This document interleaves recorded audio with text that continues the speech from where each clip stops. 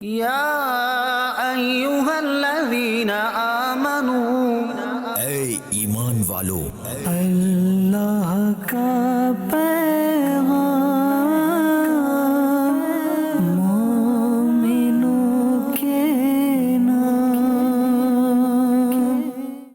الحمدللہ رب العالمین والصلاة والسلام علی سید المرسلین، اما بعد فاعوذ باللہ من الشیطان الرجیم، بسم اللہ الرحمن الرحیم۔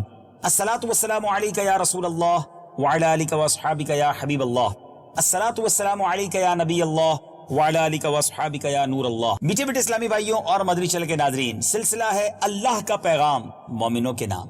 الحمدللہ اس سلسلے میں قرآن پاک کی وہ آیت کریمہ سنتے ہیں جس میں ہمارے رب عز و جل نے ہم سے براہ راست خطاب کیا ہے، اے ایمان والوں کہہ کر۔ آج قرآن پاک کے 18ویں پارے کی سورہ نور کی آیت نمبر 27 اور 28 کی تلاوت سنیں گے، پھر اس کا ترجمہ اور تفسیر قرآن سے چند مدنی پھول پیش کروں گا۔ صلو علی الحبیب صلی اللہ تعالی علی محمد صلی اللہ علیہ وسلم۔ تلاوت قرآن مجید۔ یا ایھا الذین آمنوا لا تدخلوا بیوتا غیر بیوتکم حتی تستأنسوا وتسلموا علی اہلها ذلکم خیر لکم لعلکم تذکرون۔ فإن لم تجدوا فيها أحدا فلا تدخلوها حتى يؤذن لكم، وَإِن قِيلَ لَكُمْ ارْجِعُوا فَارْجِعُوا هُوَ أَزْكَىٰ لَكُمْ وَاللَّهُ بِمَا تَعْمَلُونَ عَلِيمٌ۔ ترجمہ کنز العرفان۔ اے ایمان والو، اپنے گھروں کے سوا اور گھروں میں نہ جاؤ جب تک اجازت نہ لے لو، اور ان کے ساکنوں پر سلام نہ کر لو کہ تمہارے لیے بہتر ہے کہ تم دھیان کرو۔ پھر اگر تم ان گھروں میں کسی کو نہ پاؤ تو بھی ان میں داخل نہ ہونا جب تک تمہیں اجازت نہ دے دی جائے، اور اگر تمہیں کہا جائے واپس لوٹ جاؤ تو تم واپس لوٹ جاؤ، یہ تمہارے لیے زیادہ پاکیزہ ہے، اور اللہ تمہارے کاموں کو خوب جاننے والا ہے۔ یا ایھا الذین آمنوا، اے ایمان والو۔ تفسیر صراط الجنان میں ہے کہ اس آیت اور اس کے بعد والی 2 آیات میں اللہ تعالیٰ نے دوسروں کے گھروں میں جانے کے آداب اور احکام بیان فرمائے ہیں۔ اس کا شان نزول بڑا خوبصورت ہے۔ حضرت عدی بن ثابت رضی اللہ تعالیٰ عنہ فرماتے ہیں کہ انصار کی ایک عورت نے بارگاہ رسالت صلی اللہ تعالیٰ علیہ وسلم میں عرض کی، یا رسول اللہ صلی اللہ تعالیٰ علیہ وسلم، اپنے گھر میں میری حالت کچھ اس طرح کی ہوتی ہے کہ میں نہیں چاہتی کہ کوئی مجھے اس حالت میں دیکھے، چاہے وہ میرا والد یا بیٹا ہی کیوں نہ ہو، اور میری اسی حالت میں گھر میں مردوں کا آنا جانا رہتا ہے، تو میں کیا کروں؟ اس پر یہ آیت مبارکہ نازل ہوئی۔ سبحان اللہ۔ اب دوسروں کے گھر جانے کے متعلق کچھ شرعی احکام بھی سن لیجئے۔ یہاں اس آیت کے حوالے سے شرعی احکام ملاحظہ ہوں۔ تفسیر صراط الجنان میں بہت خوبصورت تفسیر ہے، اور یہ تفسیر روح البیان سے نقل کیا گیا۔ نمبر 1، اس آیت سے ثابت ہوا کہ غیر کے گھر میں کوئی بے اجازت داخل نہ ہو۔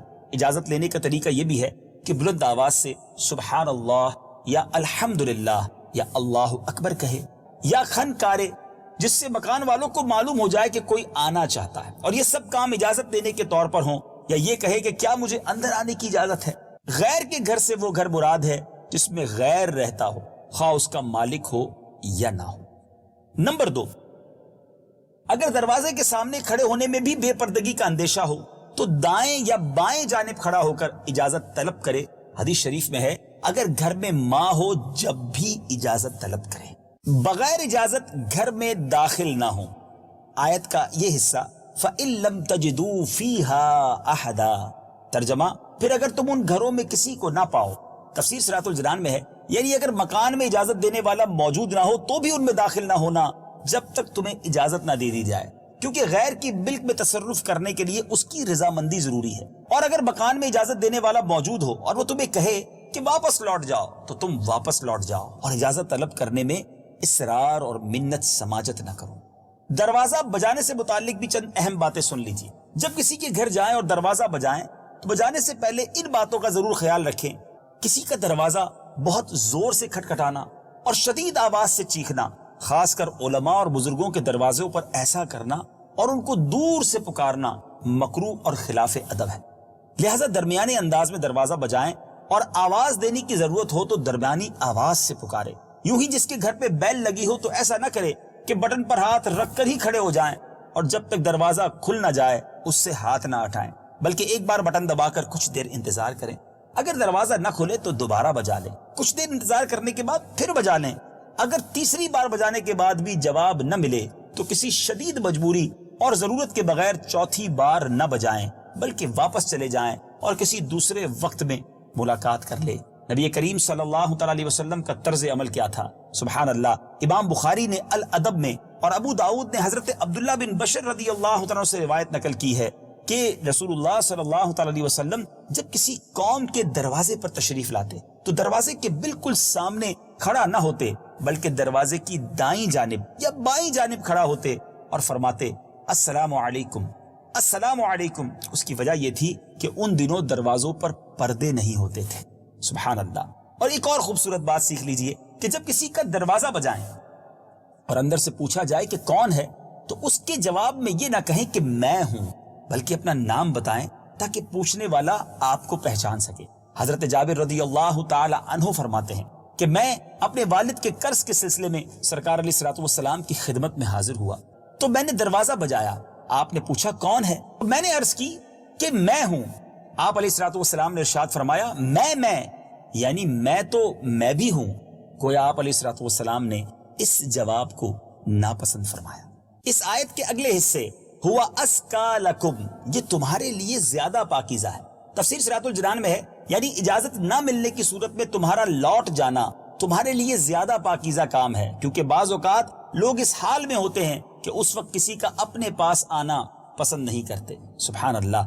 مذکورہ بالا آیت کریمہ سے معلوم ہوا کہ اسلام نے ہمیں زندگی کے ہر چھوٹے بڑے معاملے میں اپنی تعلیمات سے نوازا ہے اور زندگی کے آداب سکھائے ہیں، نیز دوسروں کی سہولت کا خیال رکھنا بھی سکھایا ہے. تفسیر قرآن کا درس تو یہاں تک ختم ہوا. اب آئیے چند مدنی پھول پیش کرنے کی سعادت حاصل کرتا ہوں. ذرا غور کیجئے، کیا خوبصورت مذہب ہے ہمارا. قرآن پڑھیں تو کتنا کچھ سیکھنے کو ملتا ہے کہ پیارا کلام اللہ ہمیں کیا کیا سکھاتا ہے، کیسے آداب ہونے چاہیے، گفتگو کا انداز کیا ہو، مسلمانوں کے بارے میں گمان کیسا رکھنا چاہیے، کاروبار کریں تو لین دین کا معاملہ کیسا ہو، یہاں تک بتایا کہ کسی کے گھر جائیں تو وہاں کس طرح انداز ہونا چاہیے. سبحان اللہ. رب کریم مجھے اور آپ کو قرآن پاک کے ان تمام احکام پر عمل کرنا نصیب فرمائے اور نور قرآن سے ہم سب کے دلوں کو منور فرمائے. مدنی چینل دیکھتے رہیے. اگلے سلسلے میں ایک اور آیت قرآنی لے کر حاضر ہوں گے.